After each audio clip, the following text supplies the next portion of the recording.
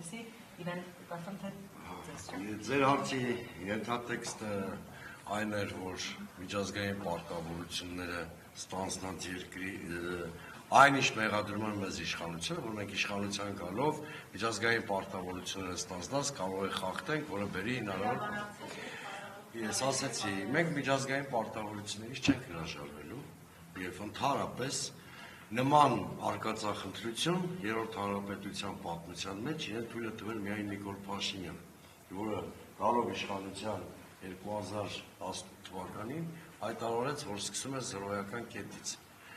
Միջազգային երաշխիքների եւ միշտորդների ներգրավումը խաղաղության գործընթացը ուժեղացնելու, դրանք ինստիտուցիոնալ հիմքերով օժտելու առաքելություն ունի եւ ոչ թե ռևիզիայի կամ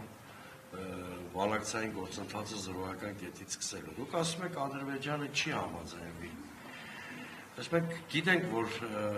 Հայաստանի շատ դեպքերում Հայաստանի ձեռքով կամ պարտադրանքի միջոցով են միջազգային միշտորդները եւ միջազգային միշտորդներից եւ միջազգային ձևաչափերից հրաժարվելու process-ը տեղի ունեցել։ Ադրբեջանը շատ բանի չի համաձայնում։ Ադրբեջանի ռետորաբանությանը եթե նայենք եւ քրթական համակարգի ծրագրերին եթե նայենք, Ադրբեջանը չի հաշտվում նաեւ Հայաստանի Հանրապետության գոյությանը տարածքային այս պարամետրերով։ Բայց դա ոչ մի տեղ չտանող ճանապարհ է, որը բերելու է մեր պետականության ոչնչացմանը։ Գիտեք, ես հեռու եմ այն մտքից, որ մենք ենք մեր սարերը կինոնկարի մոտիվներով աշխարհի մասին պատկերացում պետք է ունենանք, մենք ենք Ավստրիան եւ այլն։ Тэгэхээр Ադրբեջանը ամենակարող չի, որպեսզի կարողանա միջազգային ռեգիոնալ կոնտեքստին հակադրվել։ Բավարար է, որպեսզի Հայաստանում լինի իշխանություն, որը մի քիչ սկզբունքային քաղաքականություն վարի եւ կարմիր գծեր ունենա, որպեսզի մեր այս շատ իրատեսական թեզը դառնա իրականություն։ Դուք մի մոռացեք, որ դա միջև, եթե չեմ սխալվում, 2022 թվականի դեկտեմբերը, չէ՞, միշտորդներ կային։ Հա, այսինքն այնպես չի, որ մանավանդ Իրանի պատերազմից հետո, մանավանդ ռեգիոնում ինչ-որ իրողություններ են փոխվել, այնպես չի, որ Ադրբեջանը կարող է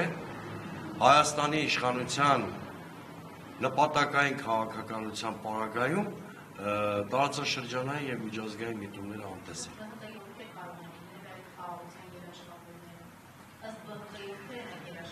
Գիտեք, հիմա կոնկրետ իրավիճակ եկեք չքննարկենք, բայց այնուամենայնիվ կա շատ օպտիմալ ձևաչափ, որտեղ ներկայացված էին աշխարհաքաղաքական բոլոր կենտրոնները, Ռուսաստանի դեմքով, Եվրամիության դեմքով, Միացյալ Նահանգների դեմքով,